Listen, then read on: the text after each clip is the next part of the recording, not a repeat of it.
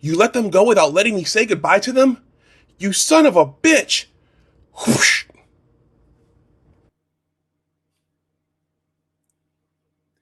In this Star Trek retrospective, I want to revisit how Mr. Spock's knowledge of zoology saved the planet Earth and arguably the galaxy too, at least the Alpha Quadrant.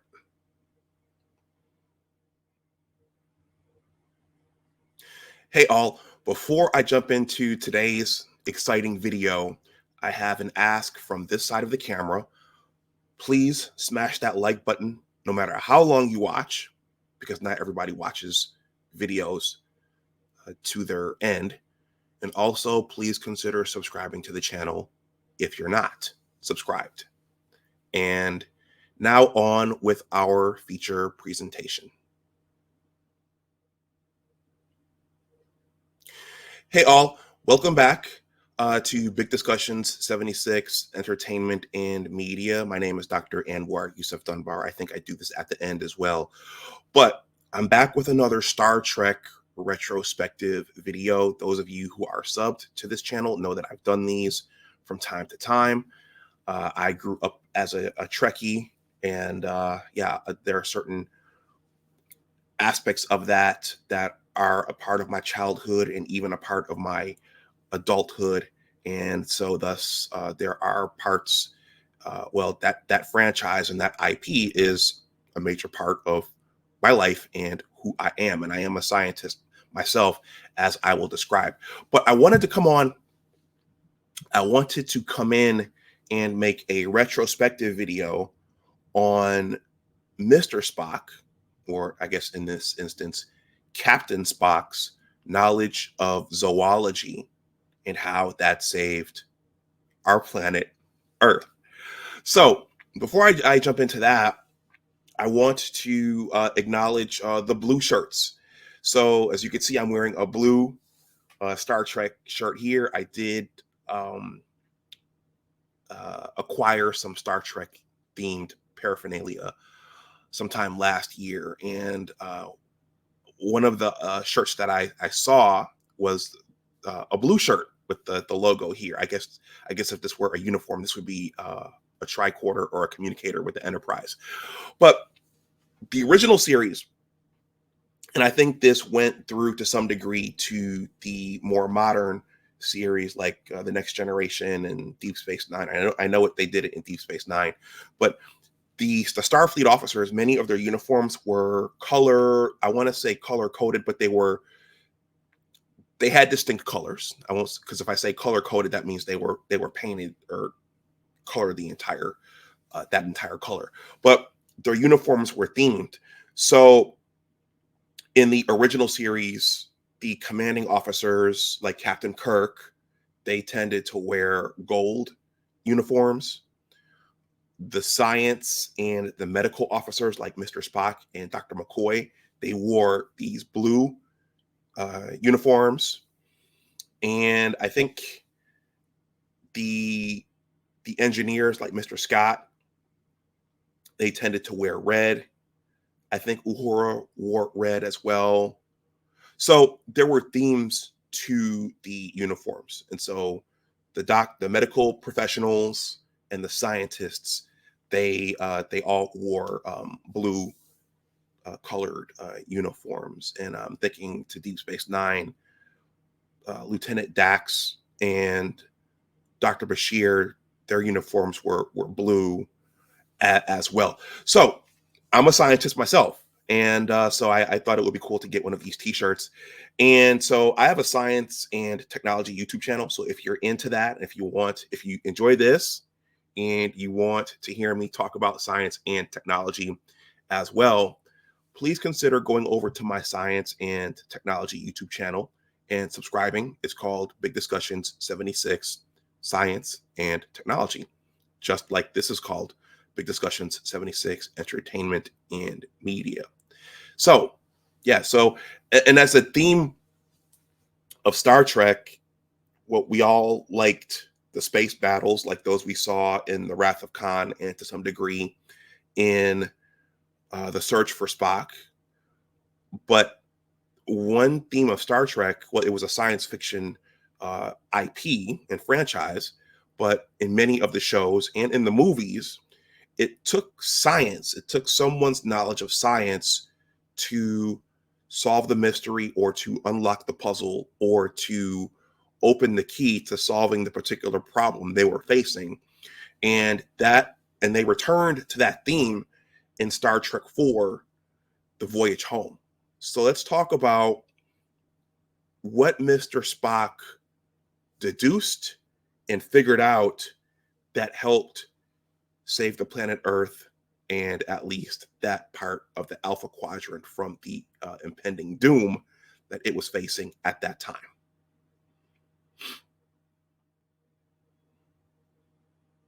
So Mr. Spock, eventually Captain Spock, had numerous saves. I'll call them saves or breakthroughs, or well, let's just call them saves. He had numerous saves on the original television series, and then in the movies, in the original motion picture, he helped Mr. Scott figure out what was wrong with the. He helped Mr. Scott figure out what was wrong with the warp drive because they got caught in that wormhole initially, and the ship almost got destroyed. In Star Trek II: The Wrath of Khan, he gave his life to save the Enterprise. But he had numerous saves throughout the TV series and the movies, and a lot of those came from his knowledge of science and his intellect. He was the chief science officer or the head science officer of the Enterprise. And so I think of those as Spock's saves. So they went back to that in Star Trek 4, The Voyage Home. It's funny because I think at that point, The Wrath of Khan was so successful, Star Trek 2, The Wrath of Khan, and then Star Trek 3, The Search for Spock. I think people were a little bit underwhelmed by that one. I still enjoyed that one, but there were space battles in those. And I think at that point, a lot of us were used to space battles, and we wanted more space battles. We wanted more photon torpedoes flying around and more phasers battering the hulls of other ships and those kinds of things. But in Star Trek 4, The Voyage Home, they took us back to more of a science theme. So I'm going to be very, very brief with this for myself and for everybody involved. So Star Trek: The Voyage Home, that was released in 1986. So I was 10 years old. I'm dating myself there. So in the aftermath of the search for Spock, Spock's Katra was reunited with his body, which was regenerated on the Genesis planet. That's science right there. That was one of the cool things about this franchise. Is that it was so science themed. So his body was reunited, and then Kirk and crew they decided that they should go back to Earth and stand trial for stealing the Enterprise. Spock decides that I'm gonna go with them because that's my team and they did it for me, so I should be there as well. And as they're flying back to Earth in the Bird of Prey, well, let me go back. So in the opening of the movie, the USS Saratoga identifies an unknown probe headed towards the Alpha Quadrant and towards Earth. So it was this big tube-like structure with this ball, this rotating globe under some sort of spotlight headed towards Earth. And it had this ominous and mysterious hum, this boom, boom, boom, boom, boom, boom, boom, boom, boom, boom, boom, boom, boom, boom, boom. And the ball, it was spinning like this, and it was emitting some sort of high-pitched sound. And just for those of you who didn't see it, this tube, it's heading through space doing this. And as a 10-year-old, you're sitting in the theater and you're like, what is that? And what sound is that ball, that probe, that globe making? Any technology that was in proximity of that probe became deactivated. So the Saratoga became deactivated. It became dead in space, which was kind of eerie watching that. And then as the thing approached Earth, space dock became unoperative. And then all the technology on the planet Earth became unoperative. And they all had to go to auxiliary power. But what was even worse was that the probe seemed to be vaporizing Earth's oceans. So it was causing Earth is 70% water, all the water was vaporizing and going up into clouds, and there were massive storms everywhere. So the oceans were eventually going to be vaporized and covered in clouds, and that would have killed all life on the planet Earth. So Kirk and crew, they're headed towards Earth, and they're witnessing this. They're witnessing the distress calls because the Federation eventually said, "Don't come to Earth. There's something happening. We don't know what's happening, but don't come because you will be disabled as well." So the crew of the Enterprise, well, of this Commander Krug's bird of prey, they run their analysis. They analyze the probe, and from their distance, they listen to what it's saying. So it was making this high pitched sound. So they do their little deliberation thing. They realize, okay, well, we've got to save Earth, and we have to do something. We can't just sit here. Kirk actually says this. We can't just do nothing. So as they have in the TV shows and in the movies, I'm thinking about the Wrath of Khan. They had their little dialogue where Dr. McCoy gets spirited and he gets emotional and he asks a question and Spock answers it. And he said, well, what is this probe's way of saying hi to the people of Earth? And then Spock uses his deductive reasoning, his scientific mind, his logic, and he asks them a very, very fundamental question, and the question that changes the course of the movie. And well, he makes an observation, and he says, only human arrogance would assume that the message must be meant for man. Okay. So again, I'll say that again. He said, only human arrogance would assume that the message must be meant for man. And then he says, well, the probe's message is pointed at Earth's oceans, right? And then they go to Uhura and they say, Uhura, put the probe's signal through numerous filters. So they put it through filters, and then on the screen, it starts to work through different animal species on the planet Earth. And then Spock says, okay, now, what would that sound like in the depths of the ocean? Okay, so Uhura filters it down to what it would sound like in the ocean, and then they hear whale songs. And Spock says, okay, well, the probe's message is meant for humpback whales. And Kirk says, humpback whales? Yeah, humpback whales. And then they realize there are no more humpback whales. All of the humpback whales have been killed off and they've gone extinct. And in the background, you could see, I think at that point, or it's either then or later on in the movie, you could see footage of men hunting humpback whales and some very grisly images of them cutting their skins open. And I think James Cameron revisited this a little bit in Avatar 2, Way of the Water, but they realized there are no more humpback whales in that year for the planet Earth. So unless somebody does something spectacular, that probe is going to destroy the planet Earth. So that's when they realize, okay, we have to travel back in time. That's a plot device used numerous times in the Star Trek IP. So they travel back in time to 1986, and they find two humpback whales, George and Gracie, who were being taken care of by Catherine Hicks' character, Jillian. I think her name was Jillian. And so, to make a long story short, they go back in time, bring the whales back, and then the whales talk to the probe, and then the probe says, "Oh, okay, well," and then it gets what it needs, it gets what it wanted, and then it goes back into the tube, and then it goes back to wherever it came from, and the clouds go away, the Earth's climate and temperature go back to what it's supposed to be. All of the technologies are restored. Space dock is reactivated, and it comes back online. And I believe the USS Saratoga and all the ships that were disabled by the probe come back online, and they save the day. But it was Captain Spock's knowledge of zoology. So for those of you who don't know, and I should have said this earlier, zoology is the knowledge, it's the science of animal life, whether it's terrestrial animal species or aquatic animal species. And we had to take that as one of the preliminary courses at my undergraduate institution, Johnson C. Smith University in Charlotte, North Carolina. I remember taking zoology.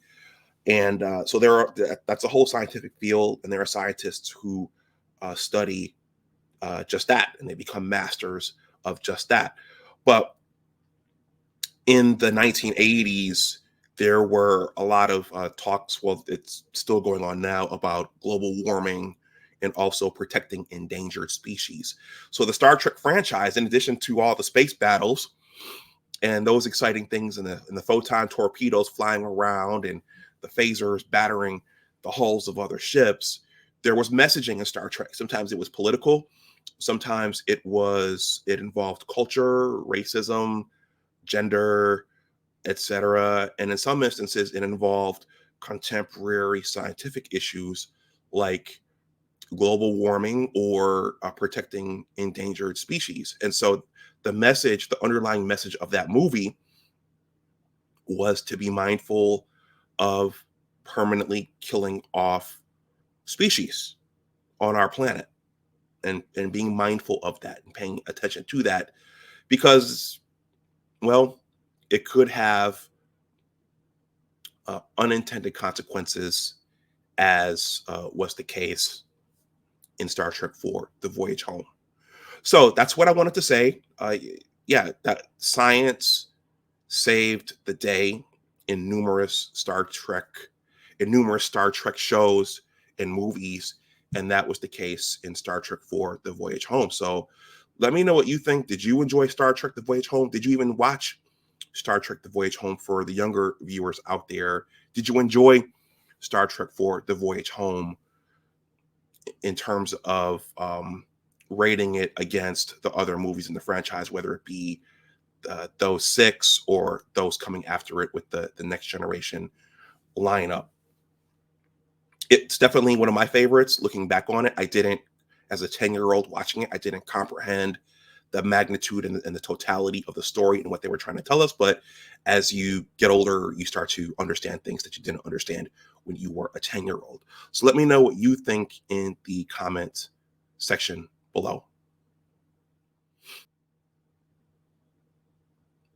I think one of the other cool things about Star Trek 4, The Voyage Home, is that they created a mystery for us, because one of the questions was, who sent that probe? Who was the alien species or the alien race who sent that probe to determine whether or not there were still humpback whales alive and thriving on the planet Earth? What alien species would even care? And that was a recurring theme that they used, or a recurring plot device that they used throughout that franchise. I'm thinking about the Planet Eater in the original series. I'm thinking about uh, the alien species, or the alien race that helped V'ger return to Earth to look for its creator in the motion picture.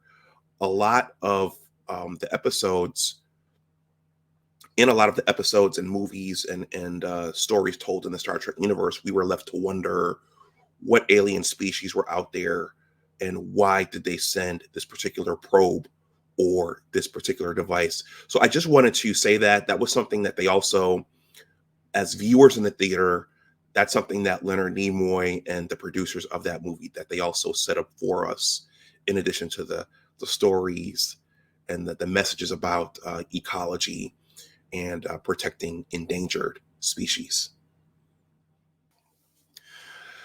This is Big Discussions 76, Entertainment and Media. My name is Dr. Anwar Youssef Dunbar. Please like, share, and subscribe, especially if you are new. If you want to donate something to the channel, my Cash App and PayPal are below in the description box.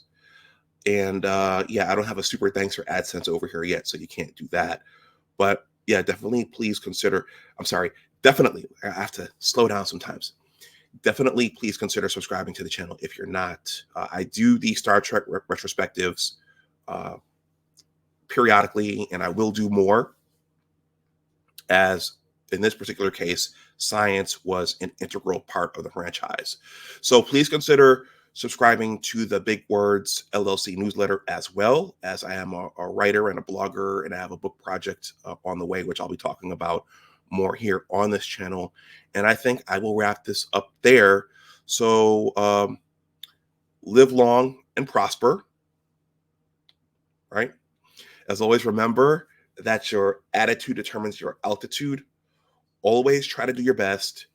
Take care, and I will talk to you the next time. Science and STEM, yeah, those matter.